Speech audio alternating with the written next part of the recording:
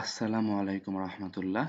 আমি আবু উবাইদা ওয়াদি পড়াশোনা করছি বাংলাদেশ প্রকৌশল বিশ্ববিদ্যালয়ের কম্পিউটার প্রকৌশল বিভাগে। আমি আজকে তোমাদের জন্য এইচএসসি আইসিটির যে থার্ড চ্যাপ্টারটা আছে অর্থাৎ সংখ্যা পদ্ধতি ও ডিজিটাল ডিভাইস, এই চ্যাপ্টারটার বেসিক্যালি দুইটা পার্ট আছে। এর মধ্যে প্রথম পার্ট যেটা অর্থাৎ 3.1 বা মেইনলি যেখানে সংখ্যা পদ্ধতির বিভিন্ন প্রকারভেদ, এর মধ্যকার রূপান্তর, যোগ বিয়োগ, আর তোমার চিহ্নযুক্ত সংখ্যা বা যেটাকে আমরা বিভিন্ন পদ্ধতিতে যেমন ২ এর পরিপূরক বা ১ এর পরিপূরক বা প্রকৃত মান গঠন ইত্যাদি পদ্ধতিতে প্রকাশ করে থাকি। আর সর্বশেষে আছে তোমার আম বিসিডি কোড বা ইবিসিডি আইসি কোড বা আস্কি কোড, এই জিনিসগুলো সম্পর্কে সংক্ষেপে আলোচনা। তো মেইনলি আমরা এই চ্যাপ্টারটার যে প্রথম পার্টটা অর্থাৎ 3.1 সংখ্যা পদ্ধতি, এইটাকে ছোট ছোট অংশে বেশ কয়েকটা ভিডিওতে পুরাটা যথাসম্ভব কভার করার চেষ্টা করব।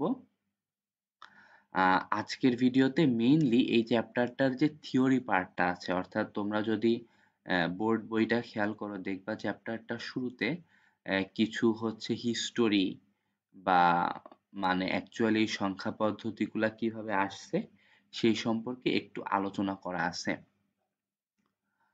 তো সেই আলোচনার পরে দেন তোমাদেরকে সংখ্যা পদ্ধতির সাথে পরিচয় করানো হয়েছে এবং প্রধান যে সবচাইতে প্রচলিত ৪ ধরনের সংখ্যা পদ্ধতি আছে সেইগুলা সম্পর্কে সামান্য পরিচয় করা হয়েছে। দেন এরপরে যে বাকি আলোচনা আছে সেগুলো আমরা পরের ভিডিওতে করব। পরের ভিডিওগুলো করার জন্য তোমরা এই ইউটিউব চ্যানেলটাতে সাবস্ক্রাইব করে রাখতে পারো। আপাতত আজকে আমরা মেইনলি যেখান থেকে আলোচনাটা শুরু করব সেটা তোমার সংখ্যা পদ্ধতি। একটা কথা বলে রাখি যে আজকের এই লেকচারটার যে আলোচনাটা সেটা অনেকের কাছে কিছুটা বোরিং লাগতে পারে, যেহেতু একটু থিওরিটিক্যাল পার্ট। বাট এর পরের দিন থেকে মোটামুটি আমাদের আলোচনাটা ইনশাল্লাহ একটু ইন্টারেস্টিং হবে। বাট এই থিওরিটিক্যাল পার্ট থেকে আসলে খুব বেশি কোয়েশ্চেন আসে না বোর্ড পরীক্ষাতেও, তবুও অনেক সময় দেখা যায় যে ১-২টা এমসিকিউ চলে আসে, যার কারণে আমরা এই জিনিসটাও একটু জেনে রাখবো। প্লাস এমনিও আমরা যখনই যে কোনো একটা বিষয় সম্পর্কে পড়ি ওই জিনিসটার হিস্টোরিটা একটু হলেও জেনে রাখাটা আমি পার্সোনালি মনে করি যে আমাদের জন্য বেটার। তো আমরা শুরু করব সংখ্যা পদ্ধতির ইতিহাস দিয়ে।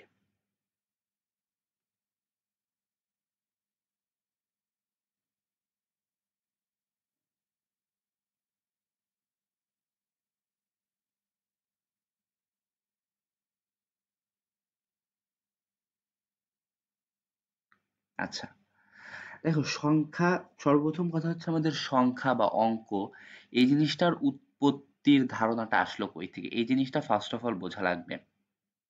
দেখো, মানুষ যখন প্রাচীনকালে চাষাবাদ শুরু করলো বা কৃষিকাজ শুরু করলো, বিশেষ করে যখন পশুপালন শুরু করলো, তখন আসলে এই যে কোনো একটা কিছু গুণে রাখার বা একটা জায়গায় কয়টা জিনিস আছে এই জিনিসটা জানার প্রয়োজনীয়তা মানুষ সর্বপ্রথম অনুভব করলো। যেমন ধরো একজন মানুষের কিছু ছাগল আছে বা বকরি আছে, তো কয়টা ছাগল সকালবেলা বাসা থেকে বের হচ্ছে, কয়টা বিকাল বেলা ঢুকছে, তো এই জিনিসগুলার যে ক্যালকুলেশন, অর্থাৎ আমার সবগুলা ছাগল আছে কিনা, নাকি কোনো হিংস্র প্রাণীর দ্বারা কোনো একটা কমে গেল, বা এই ধরনের যে হিসাব নিকাশ এইগুলা রাখার জন্য সর্বপ্রথম মানুষ গণনার প্রয়োজনীয়তাটা অনুভব করে। তো এই জন্য আদিমকালে দেখা যেত যে ডাল বা হাড়ে দাগ কেটে অথবা কড়ি, শামুক, নুড়ি পাথর এইগুলার মাধ্যমে মানুষ এই গণনার হিসাবগুলা রাখতো। কিন্তু এই ধরনের হিসাব রাখার ক্ষেত্রে মানুষ বেশ কিছু সমস্যা ফেস করলো। যেমন একটা সমস্যা এই ধরনের নুড়ি পাথর বা শামুক, কড়ি এগুলোর মাধ্যমে অনেক বড় হিসাবটা রাখা যায় না। দেখা যায় শুধু ছোট ছোট হিসাব রাখা যায়। বিশেষ করে মানুষ যখন ফসল আদান প্রদান শুরু করলো, লেনদেন শুরু করলো, ওই সময় এই বড় সংখ্যাগুলার মানে ক্যালকুলেশনটা ইম্পর্টেন্ট হয়ে উঠলো। পাশাপাশি এখানে আরেকটা ইম্পর্টেন্ট বিষয় ধরো মানে একদম প্রাচীনকালে যেটা ছিল যে ধরো একটা করে ছাগল হয়তো বের হতো খামার থেকে, একটা হয়তো কুড়ি পাথর সরিয়ে রাখলো। বাট এই জিনিসগুলো তো ওই কুড়ি পাথরগুলো তো আর বা ওই নুড়ি পাথরগুলো তো আর তুমি সারাদিন পাহারা দিয়ে রাখা সম্ভব না। দেখা যায় তো এখানে ক্যালকুলেশন এররের একটা সম্ভাবনাও থাকতো। সেজন্য মানুষের মধ্যে সংখ্যা পদ্ধতি বা লিখে রেখে বা কোনো একটা সাইনের মাধ্যমে এই সংখ্যা পদ্ধতিকে প্রকাশের একটা প্রয়োজনীয়তা মানুষ অনুভব করলো। অ্যাকচুয়ালি ঠিক কবে থেকে সংখ্যা পদ্ধতির প্রচলন শুরু এই সম্পর্কিত আসলে একদম এক্সাক্ট ডাটা জানা যায় না, তবে আমরা ইতিহাসের যতটুকু জানি সেটা হচ্ছে ৫,০০০ বছর আগে। আমরা যদি এই জিনিসটা একটু নোট করি, ৫,০০০ বছর আগে সর্বপ্রথম আমরা যে সংখ্যা পদ্ধতির ইতিহাস পাই সেটা হচ্ছে এটা, যেটা আমরা ৫,০০০ বছর আগে তোমার হচ্ছে ব্যাবলিয়ান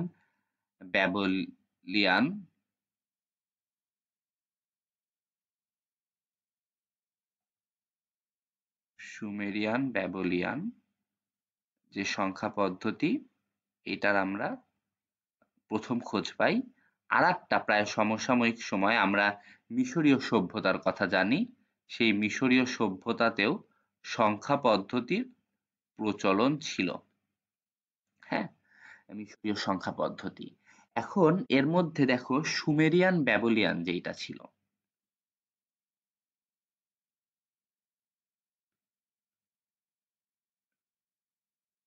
সুমেরিয়ান ব্যাবলিয়ান এইটা মেইনলি ছিল তোমার হচ্ছে ৬০ ভিত্তিক।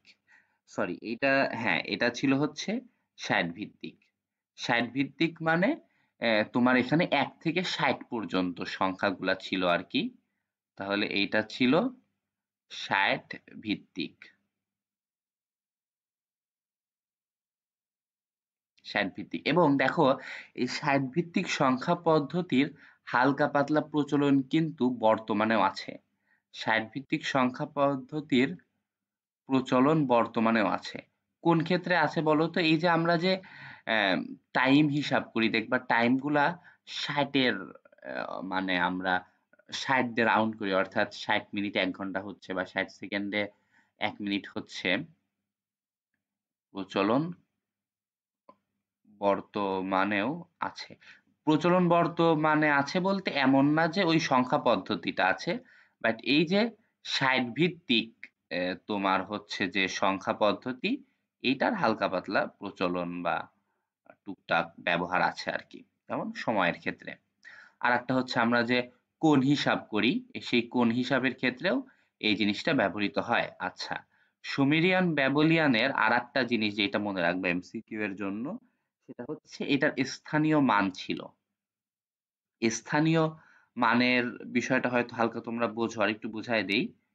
সেটা হচ্ছে ছোটবেলায় আমরা যে করছি যে স্থানীয় মান বের করা, ওখানে আমরা কি দেখছি যে একটা সংখ্যা যখন আমরা লিখছি তখন সেইটা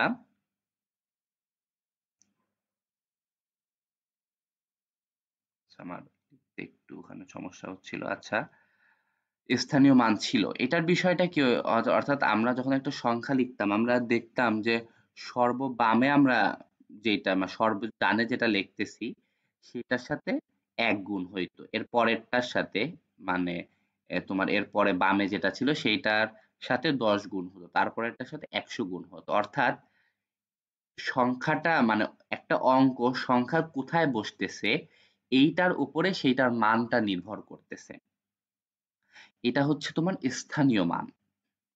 কিন্তু আমরা যদি প্রায় সমসাময়িক আমাদের আরেকটা যেইটা তোমার হচ্ছে ছিল যে মিশরীয় সংখ্যা পদ্ধতি,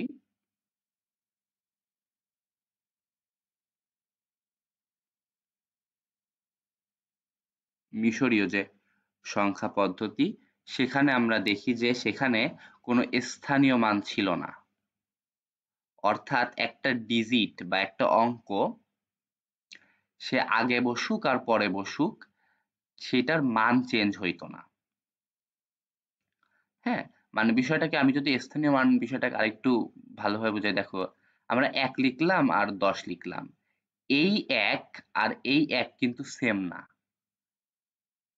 মানে এই দুইটা কিন্তু সমান মান বহন করছে না। তো এইটাই হচ্ছে স্থানীয় মান পদ্ধতি, অর্থাৎ আমাদের বর্তমান যে 10 ভিত্তিক সংখ্যা পদ্ধতি সেটা কিন্তু স্থানীয় মান আছে, যার কারণে এই ডিফারেন্সটা দেখা যায়। কিন্তু দেখো রোমান যে সংখ্যা পদ্ধতি সেটাতে কিন্তু তোমার হচ্ছে স্থানীয় মান নাই, যার কারণে আমরা যখন তোমার 5 লিখতেছি সেটা যেখানেই লিখি না কেন এটা সমান মান বহন করতেছে দুইটার ক্ষেত্রে। কোনো আলাদা স্থানীয় মানের কারণে কোনো কিছু চেঞ্জ হচ্ছে না। আচ্ছা, এই দুইটা গেল সবচাইতে প্রাচীন দুইটা সংখ্যা পদ্ধতি। আচ্ছা, মিশরীয়র ক্ষেত্রে একটা জিনিস জাস্ট মাথায় রাখবা, সেটা হচ্ছে এটা হচ্ছে 10 ভিত্তিক। তাহলে আমরা কি দেখলাম যে সুমেরিয়ান ব্যাবিলিয়ান হচ্ছে তোমার 60 ভিত্তিক এবং স্থানীয় মান ছিল, আর মিশরীয় 10 ভিত্তিক আর এখানে স্থানীয় মান ছিল না। আমরা সংখ্যা পদ্ধতির যতটুকু ইতিহাস জানি এই দুইটা হচ্ছে সবচাইতে প্রাচীন, কিন্তু এই দুইটার পরে আমরা বেশ কিছু সমৃদ্ধ সংখ্যা পদ্ধতি পাই তুলনামূলক। সেগুলোর একটা হচ্ছে তোমার মায়ান, একটা হচ্ছে তোমার চীন, আমরা জানি যে চীনের সভ্যতা বেশ পুরাতন, আর একটা হচ্ছে ভারতীয়, আমরা জানি ভারতীয় সভ্যতাও বেশ পুরাতন। তো এইগুলা থেকে আমরা বিভিন্ন সংখ্যা পদ্ধতি পেয়ে থাকি। মায়ানের যে সংখ্যা পদ্ধতিটা ছিল সেটা ছিল হচ্ছে 20 ভিত্তিক, চীনেরটা আর ভারতীয়টা ছিল 10 ভিত্তিক।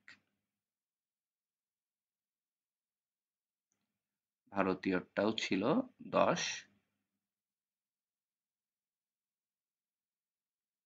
ভিত্তিক। হুম, তো এর মধ্যে চীনের যে সংখ্যা পদ্ধতি সেখানে কোনো স্থানীয় মান ছিল না, মান ছিল না।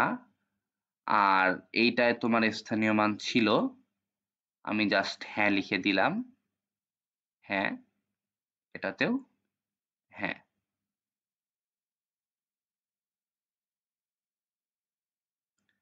অর্থাৎ এগুলোতে স্থানীয় মান ছিল। এর মধ্যে আমরা জানি যে ভারতীয় সংখ্যা পদ্ধতিতে সর্বপ্রথম শূন্য আবিষ্কৃত হয়, অর্থাৎ এর আগের গুলাতে কোনো কিছু না বা শূন্য, আমরা যে জিনিসটা বুঝি যে যেখানে আসলে কোনো কিছু নাই, এই ধরনের আহ, বিষয়টা বোঝাতে কোনো একটা সাইন হয়তো ব্যবহৃত হতো, বাট সেটা অ্যাকচুয়ালি শূন্য ছিল না। ভারতীয় যে সংখ্যা পদ্ধতি সেখানে সর্বপ্রথম শূন্য আবিষ্কৃত হয় এবং আমরা জানি যেটা আবিষ্কার করে আর্যভট্ট। আচ্ছা, তো দেন আমরা যদি দেখি এর পরে তোমার হচ্ছে আরেকটা আমরা যে সমৃদ্ধ সংখ্যা পদ্ধতির কথা যেটা বলতে পারি সেটা হচ্ছে তোমার গ্রিকরা প্রায় 2500 বছর আগে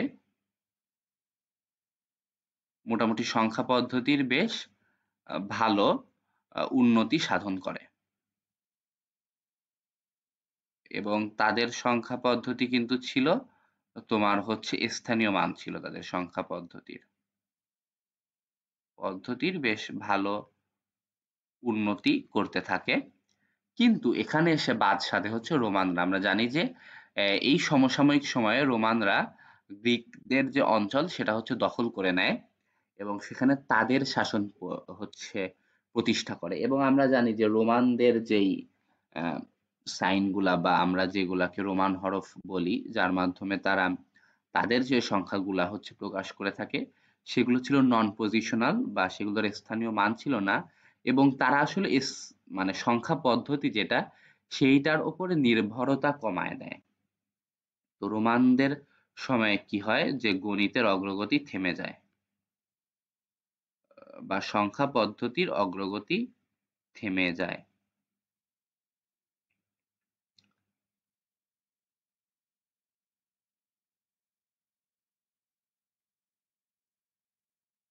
গতি থেমে যায়। তো এরপরে আবার দেখো সংখ্যা পদ্ধতি কিছুটা মানে তার পুরনো ঐতিহ্যে ফিরে আসে তোমার হচ্ছে ইসলামী যে সভ্যতা, যেটাকে আমরা জানি যে আরব, ইরাক, স্পেনের যে বর্তমান অঞ্চল, এইসব অঞ্চলে মোটামুটি 700 খ্রিস্টাব্দের পরের থেকে 1200-1300, মোটামুটি 1400-1500 খ্রিস্টাব্দ পর্যন্ত যে বিশাল সভ্যতা ছিল, সেখানে তোমার বেশ উন্নতি সাধন হয় এবং তারা গ্রিক প্লাস ভারতীয় যে সংখ্যা পদ্ধতি, দুইটার একটা সংমিশ্রণ করে বেশ ভালো উন্নতি সাধন করে। এবং ইসলামী সভ্যতার যে সংখ্যা পদ্ধতিটা ছিল, সেটাই হচ্ছে আমাদের বর্তমান আমরা যে আধুনিক সংখ্যা পদ্ধতি ব্যবহার করি, সেই আধুনিক সংখ্যা পদ্ধতি।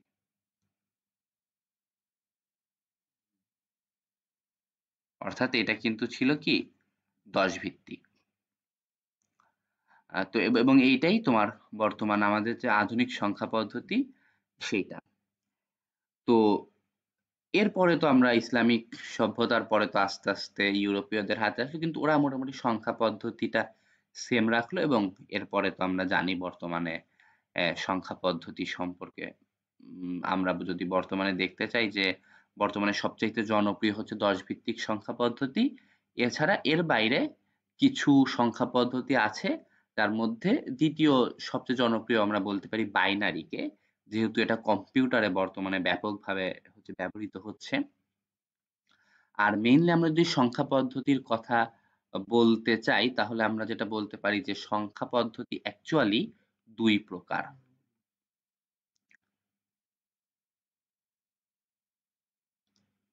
আমরা যদি সংখ্যা পদ্ধতিকে প্রকারভেদ করি,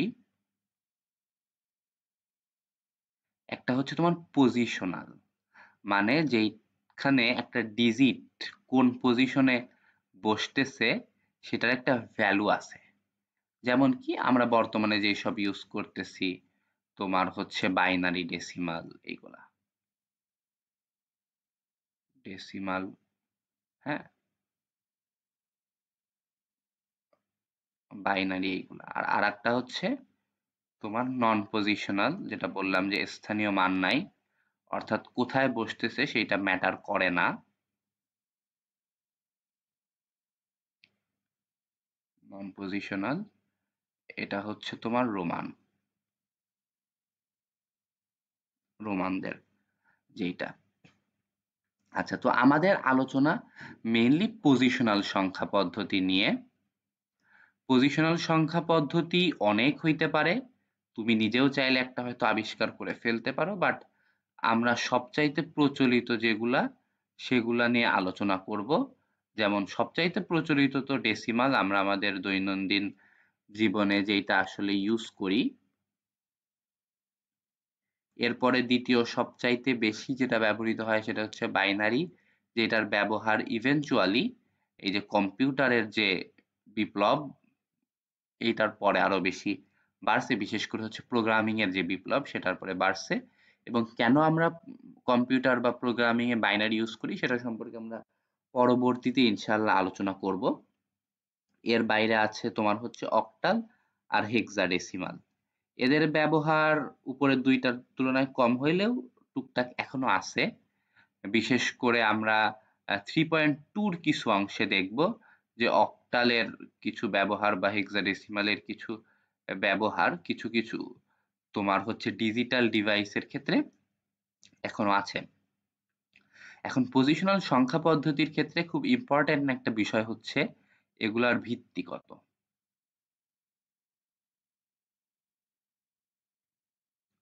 ডেসিমালের ক্ষেত্রে আমরা জানি ভিত্তি হচ্ছে 10। আহ, অর্থাৎ উম, মানে এটাকে যদি স্থানীয় মানের হিসাব করে বলি, আচ্ছা এই ভিত্তি জিনিসটা আমি আরেকটু ডিটেলসে বোঝাবো। আগে আমি বলে নেই, বাইনারির ভিত্তি 2, অক্টালের ভিত্তি 8, আর হেক্সাডেসিমালের ভিত্তি 16। এতটুকু জাস্ট আমরা মনে রাখবো। আর একটা কথা বলে রাখি, যেহেতু ক্লাস নিচ্ছি, যে আমি যে জিনিসগুলো লিখছি বা যেগুলো বলছি, সেগুলো তোমরা চেষ্টা করবে যখন এই ক্লাসটা করবা ইনস্ট্যান্টলি তোমার হচ্ছে একই সাথে আমার সাথে সাথে নোটটা করে ফেলার। নিজে একবার লিখে রেখে নোট করলে হবে কি, যখন ক্লাসটা করতেছো তখন তোমাদের জিনিসটা মনেও থাকবে, প্লাস পরে রিভিশন দেওয়ার জন্য তোমার নোটটা তোমার রিভিশন দেওয়ার জন্য দেখা যাবে যে বেটার কাজ করবে আর কি। আচ্ছা, তো এখন আমরা মেইনলি ভিত্তি বিষয়টা কি বুঝি। ধরো আমরা একটা আম, চিন্তা করলাম যে একটা হচ্ছে দশমিক বা ডেসিমাল সংখ্যা, ধরো 2, 3, 5.7 1। আচ্ছা, দেখো এই 5 অ্যাকচুয়ালি কি বোঝায়, এটা হচ্ছে বোঝায় 5 × 10⁻0। 3 বোঝায় হচ্ছে 3 × 10⁻1। 2 বোঝাচ্ছে 2 × 10⁻2। আর এই 7 মিন করতেছে 7 × 10⁻, তোমার হচ্ছে -1। আর এই 1 মিন করতেছে 1 × 10⁻²। অর্থাৎ দেখো এখানে আমরা যে 10 গুলো ইউজ করলাম, এটা বেসিক্যালি ইউজ করলাম কারণ এই 10 হচ্ছে এখানকার ভিত্তি। এবং প্রথম অর্থাৎ দশমিকের পরে সবচাইতে বামে যেটা, সেটার সাথে আমরা 10 এর উপরে পাওয়ার দিলাম 0, এরপর এক এক করে বাড়লো এবং দশমিকের পরে এক এক করে কমলো। অর্থাৎ আমরা যে বলতেছি এখানে স্থানীয় মান আছে, দেখো এখানে 5 একটা নির্দিষ্ট পজিশনে বসছে জন্য এই 10 এর পাওয়ারটা কিন্তু এর জন্য নির্দিষ্ট, অর্থাৎ প্রত্যেকটা পজিশনের জন্য 10 এর পাওয়ারটা এখানে আলাদা। তো আমরা যদি সেম ভাবে বাইনারিকে এভাবে বুঝতে চাই, তাহলে দেখো দেখো বাইনারির ভিত্তি কত, 2, তার মানে এখানে ডিজিটও 2টা, ভিত্তি যে কয়টা ডিজিটও সেই কয়টা, এবং ডিজিট আমরা যে কয়টা ইউজ করব সবগুলো থেকে শুরু হবে 0 থেকে, এরপরে 0-র পরে আর কোনটা বাকি থাকে, একটা 1। তার মানে এখানে শুধু 0 আর 1 থাকবে। তাহলে আমরা একটা সংখ্যা লিখি 0 1 দিয়ে।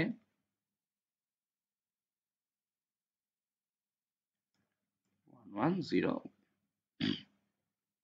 ধরো তোমার হচ্ছে এটা একটা বাইনারি সংখ্যা।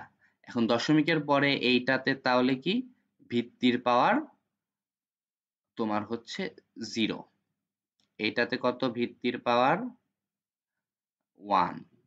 এটাতে কি বোঝায়, দেখো এখানে 0-র সাথে গুণ করলে তো আসলে কিছুই থাকে না, তাই এখানে 0ই লিখলাম। এই 1 এর ক্ষেত্রে 2 টু দি পাওয়ার 1 এর পরে 2, তারপরে 3, এখানে 2 টু দি পাওয়ার 4, এটা 2 টু দি পাওয়ার 5, সরি এটা হচ্ছে 2 টু দি পাওয়ার 6, যেহেতু মাঝে আমরা একটা স্কিপ করছি।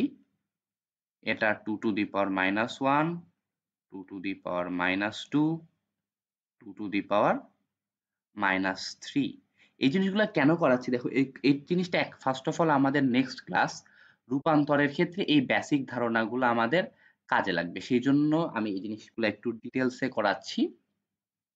প্লাস আমাদের দেখা যায় বাইনারি টু ডেসিমাল বা ডেসিমাল টু বাইনারি, এই রূপান্তরটা প্রচুর করতে হয়, মানে আমাদের পরবর্তীতে আমরা যখন আরো মানে হায়ার একটু পড়ালেখায় যাব তখন দেখবো এই রূপান্তরটা প্রচুর করতে হয়, যার কারণে আমি সবসময় রিকমেন্ড করি যে বাইনারির প্রত্যেকটা ডিজিট ডেসিমালে অ্যাকচুয়ালি কত রিপ্রেজেন্ট করে এই জিনিসটা একটু মাথায় রাখা। যেমন দেখো 2 টু দি প্রথমটাকে আমরা কি বলছিলাম, 2 টু দি পাওয়ার 0 1, দেখো 2 টু দি পাওয়ার 0 মানে কত 1, তারপর আরেকটা 1 দিলে 2 টু দি পাওয়ার 1, তার মানে এটা কত 2, আরেকটা ধরো 1 দিলাম তার মানে এটা কত 4, এরকম এরপরেরটা 8, এরপরেরটা তোমার হচ্ছে 16, তারপরেরটা 32।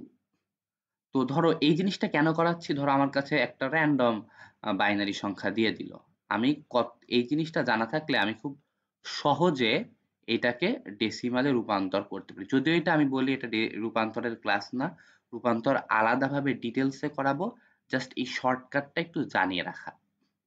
দেখো প্রথমটা কত 1, 11 2 3, 3, দেন দেখো 4 স্কিপ হইছে, এরপর একটা 8, 3 আর 8 11, 11 তার সাথে 16 যোগ তোমার হচ্ছে 27, এরপর একটা স্কিপ হইছে, তার মানে কত এটা ছিল 32টা স্কিপ হয়েছে, এটা হচ্ছে 64, এটা হচ্ছে তোমার 128, তার মানে দাঁড়াচ্ছে 128 যোগ 64 যোগ 27।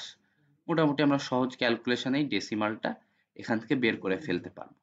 প্লাস ধরো তোমার কাছে একটা বললো যে ধরো 27, এটাকে বাইনারিতে প্রকাশ করতে বললো, তখন তুমি কি করবা?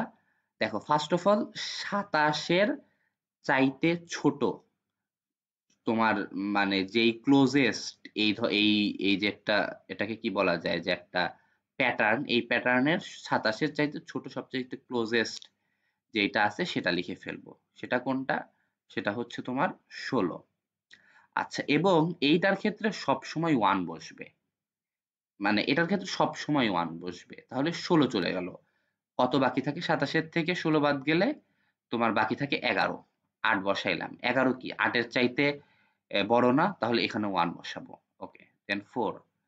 বাকি থাকে কত? 11 থেকে 8 বাদ দিলে বাকি থাকে 3। দেখো 3 4 এর চাইতে ছোট, তার মানে এখানে বসাবো 0, দেন 2। আচ্ছা, আমাদের ছিল কত? 3। 3 2 এর চাইতে বড়, তাহলে 1 বসাবো, দেন 1। আমাদের আর বাকি আছে 1, তাহলে এখানে 1 বসাবো। তার মানে আমরা এখান থেকে 27 যে সংখ্যাটা, সেটার বাইনারিটা কতটা সহজে এখান থেকে পেয়ে যাচ্ছি। তো এরপরে দেখো,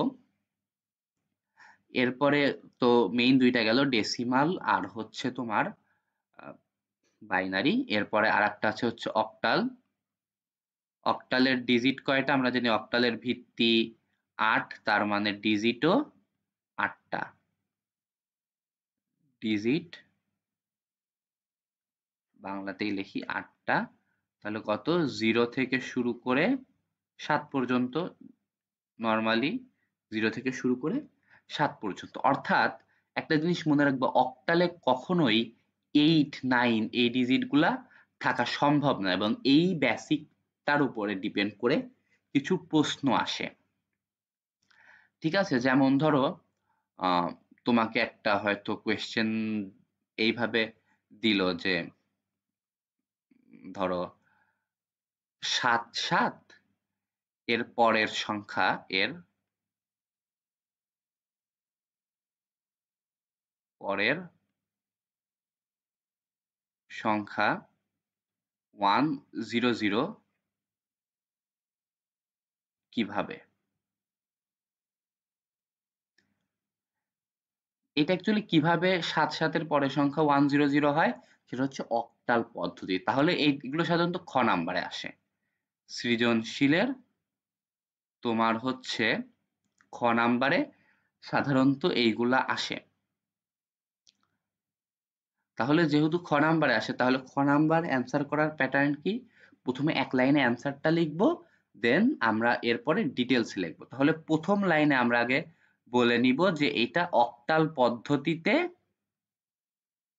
77-এর পরের সংখ্যা 100 হয়। দেন ক্যালকুলেশনটা দেখাবো। কি ক্যালকুলেশন দেখাবো? যে 77-এর সাথে অক্টাল পদ্ধতিতে 1 যোগ করব, 77 যোগ 1 অক্টাল পদ্ধতিতে।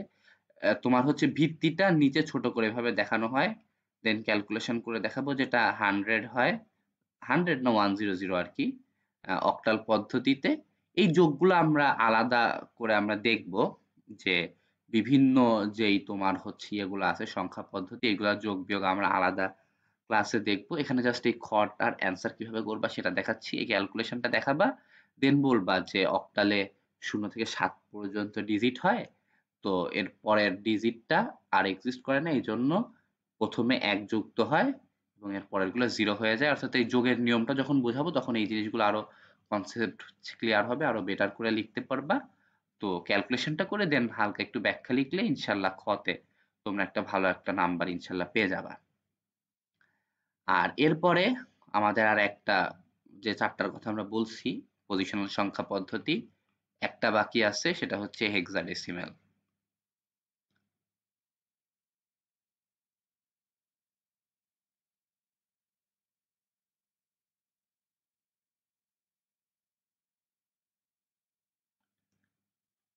তোমার হচ্ছে হেক্সাডেসিমাল। এইটার কি ভিত্তি কত ছিল? 16, তার মানে ডিজিটও 16টা। এখন এইখানে আমরা একটা প্রবলেমে পড়ছি যে আমরা তো ডিজিট 0 থেকে 9 পর্যন্ত জানি। তাহলে ডিজিট কত আমরা 0, 1, 2 এভাবে যাইতে, যাইতে 9 পর্যন্ত গেলাম। এখন এরপরে তো আর কোন ডিজিট নাই। আমরা তো 10 লিখতে পারি না। তখন তো এই ২ টা ডিজিট কম্বাইন হয়ে যায়। অর্থাৎ তো 10 ভিত্তিক সংখ্যা পদ্ধতি হয়ে যায়। তো এই ক্ষেত্রে এর পরের ডিজিট গুলাকে প্রকাশের জন্য আমরা সাহায্য নিয়েছি ABCD র। A, B, C, D, E, F তার মানে A কত প্রকাশ করতেছে 10, B 11, C 12, D 13, E 14, F 15 অর্থাৎ 0 থেকে 15 টোটাল 16 টা। এই জিনিসগুলো একটু মাথায় রেখো তোমাদের তাহলে ক্যালকুলেশনে সহজ হবে। যে A মানে 10 বোঝায়, B মানে 11 বোঝায়, C মানে 12 বোঝায়। বিশেষ করে রূপান্তরের ক্ষেত্রে এই জিনিসগুলো মাথায় রাখলে কম্পারেটিভলি একটু দ্রুত অ্যান্সার করা যায়। তো দেখো এইখানেও সেম ধরনের হচ্ছে কোয়েশ্চেন আসতে পারে যে ধরো তোমাকে বলল সাপোজ যে 100 এর আগের সংখ্যা